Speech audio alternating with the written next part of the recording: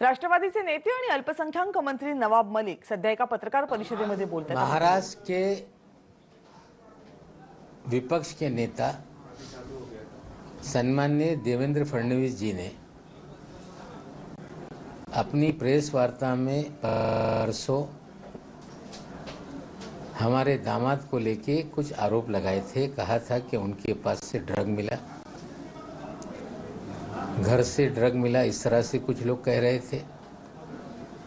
हमने कल ही कहा था कि हमारी बिटिया उन्हें कानूनी नोटिस भेजेगी। आज उन्होंने देवेंद्र फडणवीस जी को एक नोटिस भेजा है, मांग की है कि आप क्षमा मांगो। अगर वे क्षमा नहीं मांगते तो उनके खिलाफ मानहानि का दावा, क्रिमिनल और सिविल सूट फाइल करने का काम हमारी बिटिया करेगी। निश्चित रूप से इस देश में राइट टू स्पीक है, लेकिन राइट टू अब्यूज नहीं। और निश्चित रूप से जिनकी मानहानि हो रही है उन्हें अधिकार है कि वो आगे जाएं, और उसी के तहत हमारी बिटिया नीलोफर ने नोटिस आज देवेंद्र जी को भेजा है। एक और घटनाक्रम सामने आ रहा है कि मुंद्रा के बाद द्वारका में भी 350 करोड़ के ड्रग पकड़े गए। ये योगायोग है क्या? मनीष भानुशाली, धवल भानुशाली, केपी गोसावी, सुनील पाटिल, ये सभी लोग लगातार अहमदाबाद के नोवाटेल और 5 स्टार होटलों में रुकते रहे। गुजरात के मंत्री किरीट सिंह राणा जी के उनकी करीबी है।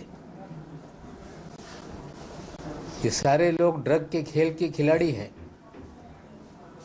सवाल उठता है, कहीं ड्रग का खेल गुजरात से तो नहीं चल रहा है? महाराष्ट्र में 2 ग्राम 3 ग्राम की कार्रवाई फिल्म वालों को परेड कराकर लोगों का ध्यान विचलित किया जाए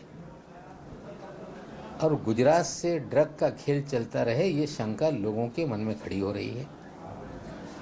एनआईए के पास मुंद्रा पोर्ट की जांच है।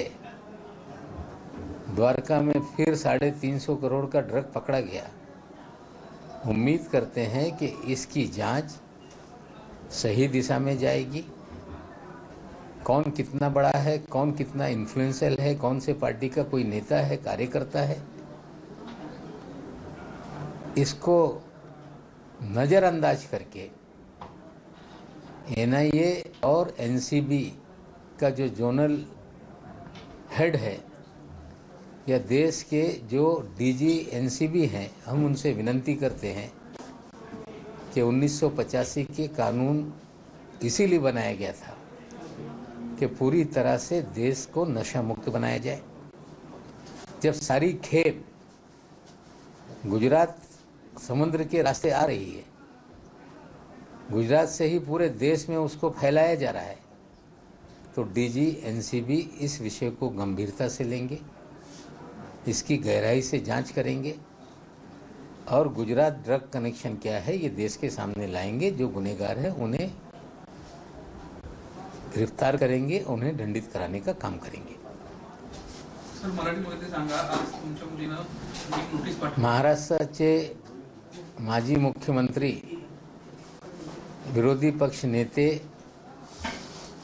यांनी ज्या पद्धतीने माझ्या जावयांच्या बाबतीत सांगितलं होतं तर त्यांच्याकडे ड्रग सापडली।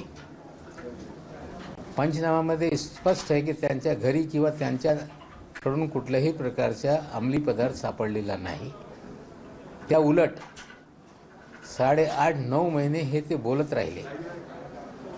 परवा पत्रकार परिषदेमध्ये पण त्यांनी त्याचा उल्लेख केला। कालच मी सांगितलं होता की माझी मुलगी त्यांच्या विरोधात नोटीस पाठवणार आहे। त्यांनी आज त्यांना नोटीस सर्व केलेलं आहे।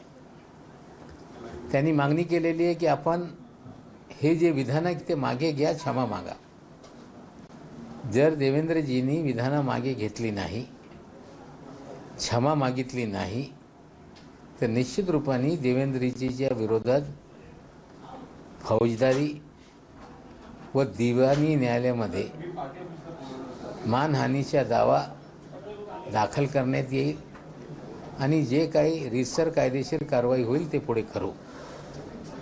पण आज एक नवीन घटना समोर आलेली आहे. कालच गुजरातच्या द्वारकामध्ये 350 कोटीची ड्रग सापडलेली आहे. त्याआधी मुंद्रा पोर्टमध्ये 3 टन ड्रग मिळाली होती. त्याची किंमत लोक सांगताय 27,000 कोटी आहे. पण या ड्रगच्या खेळमध्ये मनीष भानुशाली असेल, धवल भानुशाली असेल, KP गोसावी असेल, सुनील पाटील असेल, हे किरीट सिंग राणाकडे का वारंवार जात आहे.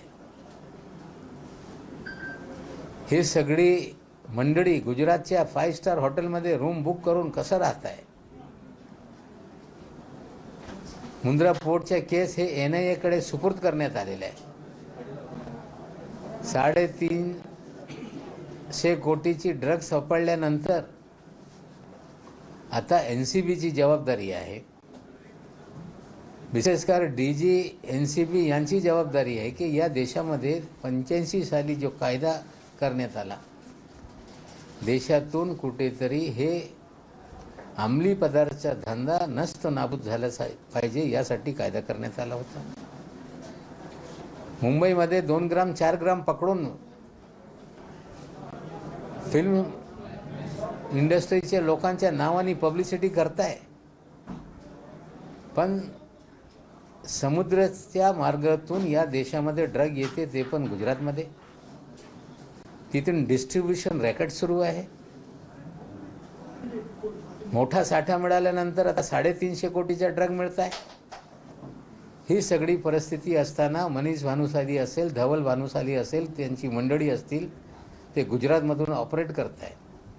आम्ही मागणी करतोय DG साहेबांना, NIAला, की या तपासाच्या छडा लावला पाहिजे. कोण किती मोठा आहे, कोण मंत्री आहे, राजकीय कार्यकर्ता आहे, ते न पाहता या सगळ्या ड्रगच्या खेळमध्ये जे कोणी जबाबदार असेल त्याच्यावर गुन्हा दाखल झाला पाहिजे आणि त्यांच्यावर कारवाई करून त्यांना शिक्षा झाली पाहिजे. हीच अपेक्षा आम्ही DG NCBकडे ठेवतोय, NIAकडे ठेवतोय. आणि आता हे सिद्ध होऊ लागलेलं आहे की सागरमार्गी गुजरातच्या माध्यमातून देशभरात ड्रग पसरवण्याचं काम चालते. याच्या मागे कोण है याचा खुलासा NCBच्या DGनी आणि NIAच्या लोकांनी केलं पाहिजे. सर, आपने कहा कि गुजरात के मामले को नजरअंदाज किया जाता और मुंबई के 2-3 ग्राम ड्रग्स को बढ़ाया जाता. आपको लगता है जानबूझ के इन चीजों को एग्जैगरेट किया जाता है? शंका पैदा हो रही है. मुंबई शहर ये ड्रग का हब हो गया है, इस तरह का प्रचारित हो रहा है. जो भी हो, हमारी एंटी नार्कोटिक सेल है, NCB है, ये सभी लोगों को पकड़े, ड्रग पूरी तरह से खत्म हो, हम चाहते हैं. लेकिन पूरी तरह से NCB का जो प्रचार तंत्र है वो लोगों का ध्यान फिल्म अभिनेताओं की तरफ ले जा रही है और गुजरात के समुद्र के रास्ते बड़े पैमाने पे ड्रग भारत में आ रही है. मुंद्रा में पकड़ी गई 350 का ड्रग, 350 करोड़ की ड्रग अभी द्वारका में पकड़ी गई है. इस ड्रग के खेल के खिलाड़ी गुजरात में अड्डा बनाए रहते हैं. इसकी जांच हो, हम मांग करते हैं.